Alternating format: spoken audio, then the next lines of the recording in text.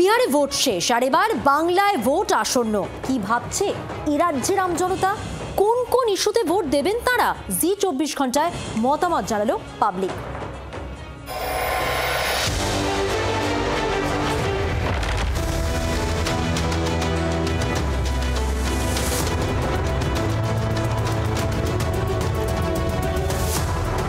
রাস্তাঘাটের প্রচন্ড সমস্যা। এবছর যে বর্ষা গিয়েছে, এই বর্ষাতে রাস্তাঘাটের অবস্থা খুবই খারাপ। রাস্তা আমাদের নেই, আমাদের রাস্তা প্রয়োজন।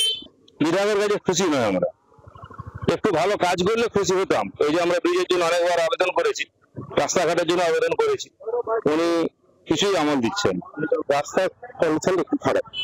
বাকি ধরুন রাস্তা ছাড়া বাকি আমাদের সবকিছুটাই দিদি পরিষেবা দিয়ে গেছে যথেষ্ট। আমরা পরিষেবা পাই খুব ভালো।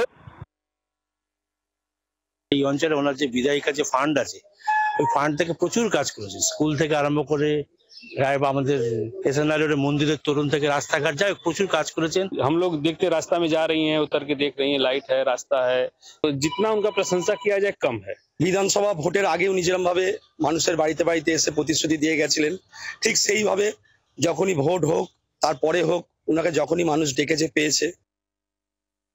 অনেকে যেরকম বলে যে ভোট হয়ে গেল এমএলএ দেখা পাওয়া যায় না, কিন্তু আমাদের এমএলএ মোটামুটি ওনাকে চোখে পড়ে। ওনাকে অন এন্ড অফ যেটা একটা বিধায়িকার কাজ বা বিধায়কের কাজ, যে মানুষের সাথে যোগাযোগ রাখা, সেটা অন এন্ড অফ আমি দেখতে পারি। এই ওয়ার্ডের শুধু নয়, সর্বত্র সব ওয়ার্ডেই যে কোনো জায়গায় সে আমাদের বলুন রাস্তাঘাট পার্ক যেখানেই দরকার পড়েছে, জলাধার, সর্বত্রভাবে তিনি সর্বদা আমাদের পাশে এসে দাঁড়িয়েছেন আমাদের বিধায়িকা। কোন রকম উন্নয়নের ছাপ রাখতে পারিনি। এরা উন্নয়নের প্রতিযোগিতা করে না, মানুষের কোনো সেবা দেয় না, উন্নয়ন করে না। বিগত 5 বছর ধরে রাস্তাঘাটের অবস্থা খুব খারাপ, খুব খারাপ। সমস্ত জায়গায় যেসব ড্রেনগুলো ছিল সব বুঝে গেছে, রাস্তাঘাটের বেহাল অবস্থা। যেসব ওই বাড়িতে ট্যাপগুলো দিয়েছে, কিছুটা জল আসে, কিছু আসে না। ধরতে গেলে দেখা গেল মাসে হয়তো একদিন আসে। বাংলার আওয়াজ, বাঙালির আবেগ, জি 24 ঘন্টা।